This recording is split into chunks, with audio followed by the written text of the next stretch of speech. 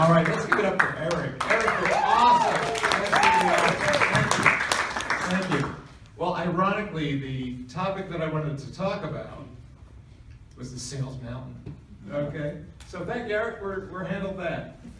But we really haven't, because the sales mountain goes with us wherever we go, wherever we are in that conversation with the client. We're somewhere in that sales mountain. In stage selling, there are 8 different stages, yes? Yes. You have a sales mountain in each of those different stages. Before you're going to ask questions, you've got to have that trust and rapport. And you've got to maintain that trust and rapport when you're asking questions. I guess one of the concepts that I want to give you, this is a concept that came out of 120,000 hours. My gosh, where did that come? Where did that go? But what I came to realize is that the sale is in the prospect. The sale is in the prospect. If I've connected with that prospect, if I have a heart of a servant, sales is selling. Sales is selling is service.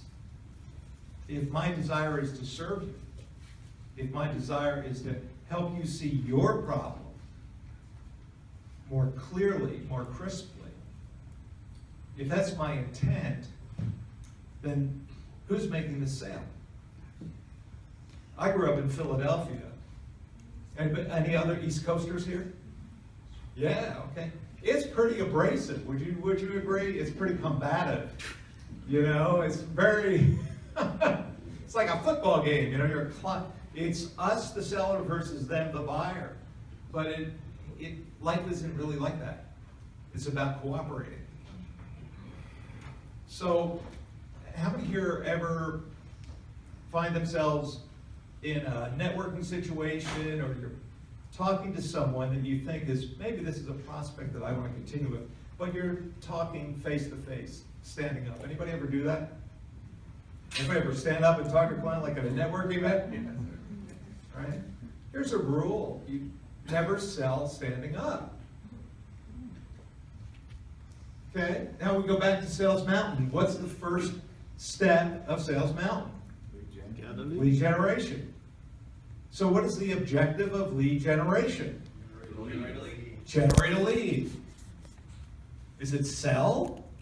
No. Generate a lead. What's the next step? Set an appointment. Do you have your phone and their phone? Can you book an appointment right there? Maybe. What's your Sales Mountain say? What's your strategy for making that sale? What's your strategy for creating trust and rapport? Trust and rapport begins if you own a retail operation. It begins where people actually drive onto your parking lot.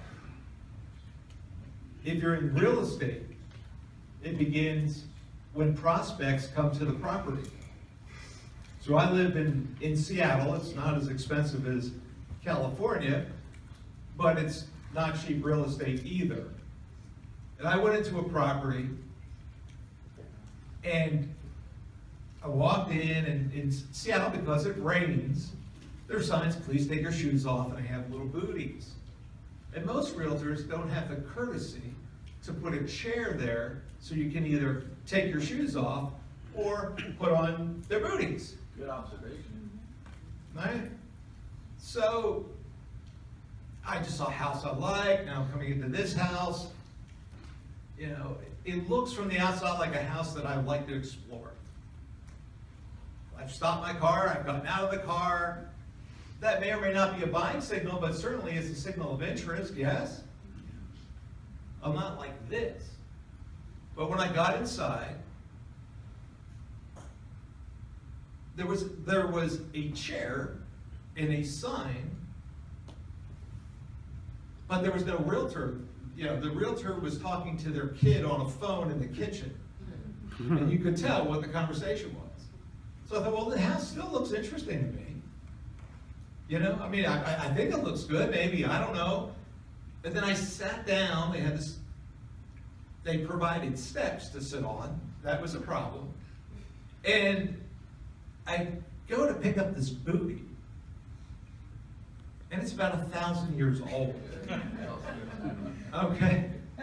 If you've seen the ads, you know, where the husband and wife are anxiously awaiting a surprise delivery of a floor mop, this looked like a booty that was used to clean a floor of a dog kennel. I mean, it was just awful. So I went to pull out another one, and it was equally disgusting. That was the end of that opportunity to ever sell me. That was the end of a client lifelong experience for that realtor. So in that case, you know, you can have, in car parlance, you can have an up. Somebody walks onto your parking lot, you know, right? They're ready to buy, they're an up. Or in shoe sales, they're an up. It's your prospect or whatever. They can come in and want to buy, and you can absolutely see them get turned off because of something that you had nothing to do with. Or something that you could have controlled. So stage selling is critical, right? The purpose of lead generation is to generate a lead. What you do after that is going to be based on your sales mountain. Is it going to be a phone call? Is it going to be a text? Is it going to be a Facebook connection? Is it going to be a LinkedIn request? Is it going to actually be, let's get out our phone and book an appointment right now? So when you go into a prospecting situation and you're generating a lead, number one, never sell standing up. Honor yourself.